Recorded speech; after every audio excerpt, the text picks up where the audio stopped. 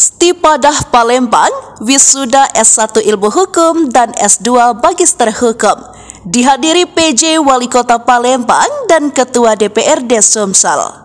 Sungguh sangat luar biasa untuk kali ini, di mana PTS Stipadah Palembang melaksanakan wisuda untuk program studi S1 Ilmu Hukum dan program studi S2 Pasca Sarjana Magister Hukum tahun 2024. Wisuda dihadiri oleh pejabat utama yang ada di Kota Palembang dan juga Ketua DPRD Provinsi Sumsel dan Kota Palembang, di mana kegiatan wisuda ini dipusatkan di Grand Ballroom Hotel Arya Duta Palembang pada Kamis 27 Juni 2024. PJ Wali Kota Palembang Dr. Ucok Abdul Rauf Damenta SOS Magister Rerum Publicarum di dalam sambutannya mengatakan di mana ini membentuk karakter dan mencetak generasi yang siap bersaing di tingkat nasional. Saya ingin mengucapkan terima kasih seluruh pengelola, dosen, dan tenaga pendidik yang telah memberikan kontribusi besar dalam mencetak generasi penerus yang berkualitas, ujarnya. Kemudian juga dikatakan Ketua DPRD Provinsi Sumsel Dr. Haji R.A. Anita Nuring Hati SHMH. Saya sebagai Ketua DPRD Provinsi Sumsel memberikan apresiasi yang tinggi kepada Stipadah di mana pada kemarin telah mendapatkan akreditasi unggul. Dan memang ini sudah bisa dibuktikan dengan kualitas para alumni yang ada di semua jajarannya. Stipadah ini untuk di Provinsi Sumsel adalah sekolah tinggi yang saya kenal tertua kalau menurut saya, ungkapnya.